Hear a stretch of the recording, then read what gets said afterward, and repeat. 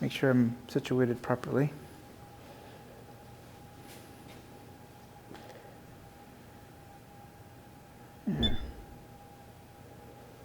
I'm here inside Bob Jones University. This is the construction site for the vault. You all know that Sermon Audio has been running for 20 years, and we've been doing what we've been doing. We all work from home. We all work very remotely. Whenever we try to onboard new help, it's a very difficult, very complicated process because there's a big learning curve. As we've been going along here, it's been getting more and more complicated to get the help that we need and to train the people that we need.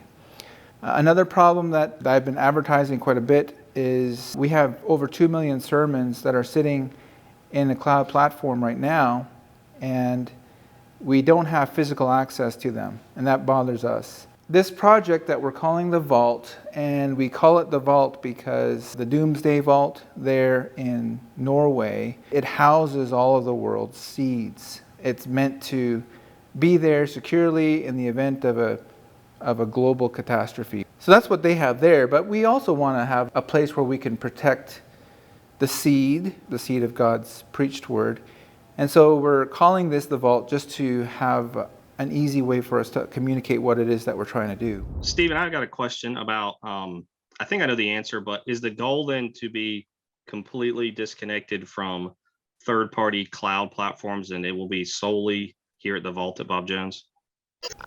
Right. That is not the goal.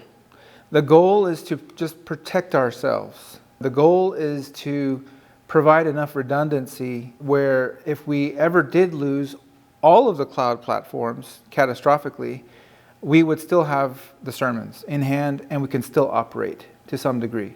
But what this does is it just protects us so that if we lose everything out there, technically everything will be runnable from this space. That's the goal. So this vault is here on the campus of Bob Jones. There's a strategic reason why we have it here at Bob Jones University. You know, we're thinking about the future. We're thinking about 5-10 years down the road, trying to imagine a scenario that works and that sustains even if you have your own infrastructure.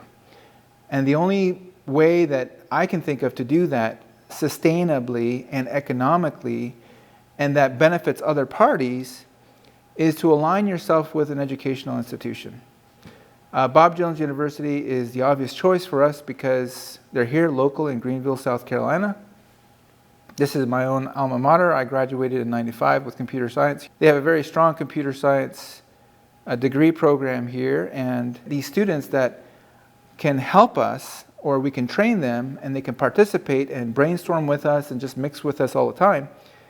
I mean, you're providing valuable experience for them, and it would be extremely useful for just a purely from an academic standpoint for students to be exposed to this sort of thing and to have on their resume that they participated in the development of a television app for streaming video, for example.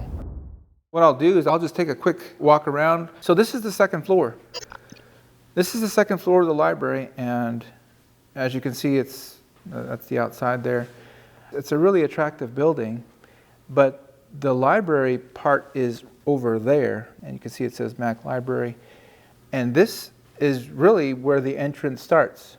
Along this hallway, this is a very important hallway for us because we're going to have displays and things set up on these walls to communicate what's important to us. I mean, we'll have the people and the churches and the organizations that have given, will creatively honor them on this wall here. Over on this wall over here is we want to have something to honor the life and work of John Rogers. The reason why that's so important to us is because John Rogers gave us the Matthew's Bible, which is the printed word, and so he was in the business of preserving and propagating the printed word, and because of the generosity of his descendant, we are able to continue that tradition of preserving and propagating not the printed word per se, but the preached word. So here we're walking into the space, and this glassed area here is where the servers will be. A portion of them, not all of them. This is more of a showcase. It will have real servers in here, but not all the servers will be sitting in here. There's another location elsewhere on campus that will house the overflow servers. There will be enough machinery here to just show screens, and you'll be able to see some status and different things. And on this big wall here, what we're planning on doing is we actually want to have on this wall where people are listening to sermons in real time presently all over the world. That's something that is important for us to do, because everything that we've been doing on sermon audio, I'll just flip this around so you can see me. Everything that we've been doing on sermon audio is done behind a screen on servers, and people can't really appreciate the word going out and having an impact. But it is having an impact, and it's having an impact all over the world, and we want to be able to visualize that. We want people to be able to see it. We have here a conference room. This is going to be an important room for us, because this is where we're finally going to be able to do all of our collaboration. And as we scoot down here, this is the co-work space. This space is just an open space right now. There'll be desks set up, a long table set up along the walls, and you have a couple of offices there. You have a storage room there, another office behind this pillar over there.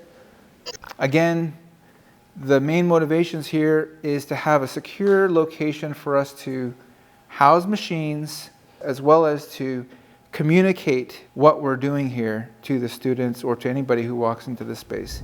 We started with sermon audio back when COVID hit. You know, the governor here in the state of Washington ordered our church and all churches closed, which was a first since the founding of the country. And we started with Zoom for Sunday school and sermon audio to get our messages out. And we're a small church, but it really has increased our footprint. We got into a couple of closed countries, which is pretty interesting. On the technical side, I'm curious about these servers. We live in server country here in Central Washington. What's actually involved in these servers? What do they do, and how do they do it? As far as the actual equipment goes, it's the beauty of what's going on here today, living in 2022 technologically, is that things have become a lot more, I'm not going to say simplified. They haven't become simplified, but they have become more elegant as far as the hardware solutions. If you've heard of something called clustered computing, that's just a concept where you can take any number of physical machines and they operate in a cluster. It doesn't matter if you pull one of the machines out or you put two more in. It just seems to be able to operate, and it knows what resources it has. And so what we need to do in this space back here is we just need to get as many CPUs as possible in racks. And these are just going to be enterprise grade servers that sit in racks. Over time we can add more, and as servers go down we just take them out of commission. But they're all operating in one gigantic cluster. And we use technology called Kubernetes. It's something that all the major cloud providers use. It's open source. It's actually quite beautiful. It works really, really well. Every sermon that gets uploaded to Sermon Audio, it goes through what we call a pipeline on our side. It goes through a chain of events. So that one video or that one audio file that you send up, it's gone through multiple iterations of encoding and moving from place to place and copying from one platform to another for redundancy. That whole process, which we call the pipeline internally, that will be running in this cluster computing. And the more servers that we have, the more we can process. We process about 5,000 sermons a week, and it just takes a lot of horsepower to do that, especially with video. And that's never minding the live streaming stuff. The live streaming is a completely separate thing, but it still works on the whole cluster principle. It just would require even more hardware. It all is a funding issue. It's completely a funding issue.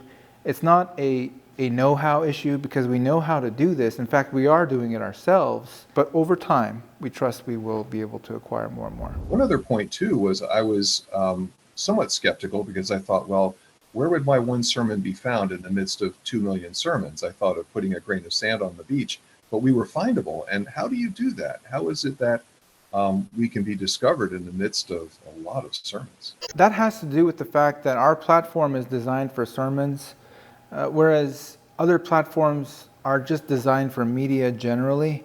We care about like the Bible reference attached to a sermon, or we care about the fact that it's a funeral, or that it's a Sunday school.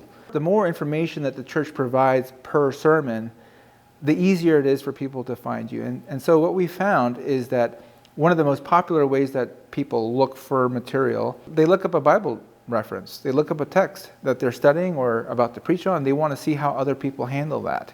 We make it very easy for you to do that, obviously, because we're all about sermons. And discoverability is going to be, I think, a little bit easier for people who want sermons on sermon audio. Any of you that don't use, and Stephen didn't pay me to say this, but to any of you who don't use a sermon audio for your live stream, it's fantastic. We use, Stephen alluded to people using multiple streams. We use Facebook, YouTube, and sermon audio, and they all have their place. I mean, it really does. Facebook has a lot of great features that notify people that you're live. That's terrific, and some people like their Facebook feeds. But embedding a Facebook stream on a website is not helpful generally. It doesn't work so well. So we use sermon audio as our primary live stream on our website that we embed, and it's fantastic. But we also stream to YouTube as well. But to Stephen's point with the whole Vault project, there may come a day when YouTube says, no, you can't stream services on our platform. Facebook may do the same thing. And so I'm really excited about what Stephen and the sermon audio guys are doing with this Vault project. I think it'll be fantastic. We've been on sermon audio, I don't know how many years, but a long time back to, and I think one of you guys were talking about just getting started. Just an encouragement to you as well. When we got started, it was bad as far as not sermon audio, our own internal processes. And, over time, you just make it better, a little bit better, a little bit better. You can justify spending more money on it. And it's fantastic. And the outreach we have to our own members here in the church, whether they've just had a baby, they're sick, their grandparents, or around the world. I can't thank Sermon Audio and Stephen Lee enough for the work and the time and effort they've put into this platform. It is a gold mine, and I really appreciate it, Stephen. Oh, I appreciate that, Nate. Absolutely. Yeah, they've been with us for one of the longest churches with us. Yeah, we hope to be around for a long time because we really do hope to serve the church for a long, long time.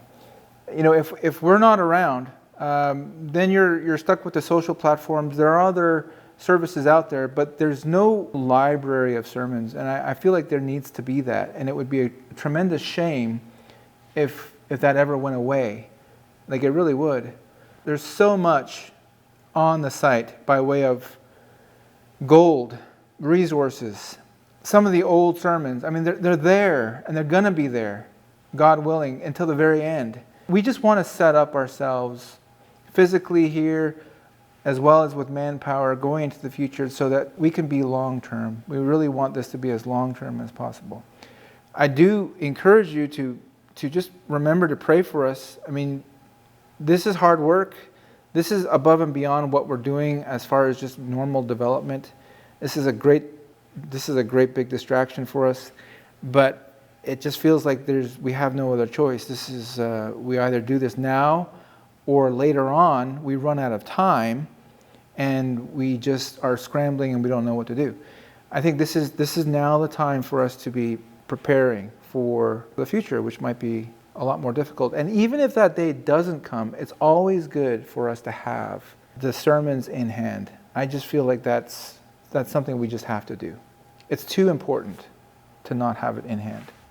Stephen, I have another question related to that. I think you've said, you mentioned in newsletters, you've got all the construction process paid for. You've got a donor for that, but you're still needing funds for equipment to go in it. Is that right?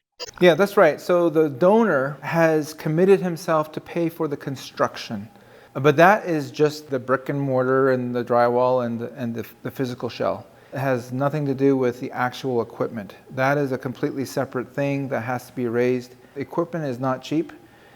Just looking at one firewall, one piece of equipment, a firewall that can handle the kind of traffic we're talking about. It's a firewall plus load balancer. It's a piece of equipment. It's $40,000 for one piece of equipment. A switch, a normal switch that you would put in your house, to connect your wireless and modem and all that. A switch that needs to be capable for the kind of traffic we have here is $20,000, and we need two of them. I mean, this is We're just talking about stuff that just costs, I don't even know why it costs so much money, to be honest. But it's expensive. The money has been coming in as the Lord touches people and churches and ministries. And we're just praying that the Lord will bring the right people along to help us in this. This is obviously much heavier than we can carry ourselves.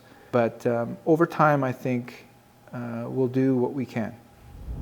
Based on what you said earlier about how it's going to process and work, it sounds like once this gets up and going, the idea is to do all of your pipeline, all of your processing of new sermons there at Bob Jones, and then your 2 cloud providers and your vault will act as kind of a 3-way load balancing for all of your distribution of live stream and content that people go download on demand. Is that accurate or a fair statement? That would be accurate. Mike, do you have something to say to that? Well, I just say that we wouldn't necessarily relegate the pipeline to only Bob Jones. We would like to see all of our data centers perform some portion of the pipeline actively, so they're not in standby mode. That way, we know they're always doing some part of it, and they're working then. So if one of them goes down, we know that the other ones are actually working because they're contributing. So it's more of an active than an active standby type scenario. There are some pieces, and we wouldn't necessarily share the load equally.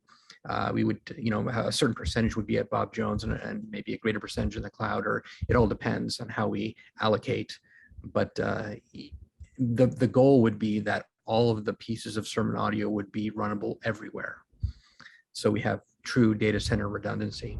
So we just finished up a Zoom call with some of our broadcasters and interested parties. I hope that this has been helpful for you, and I hope that you have a little bit of a better understanding of what we're trying to achieve here. Just 3 things to keep in mind. Number 1, the sermons. We want to protect the sermons. To do that, we need to have our own equipment, our own hardware. And to do that, number 2, we need to have more help.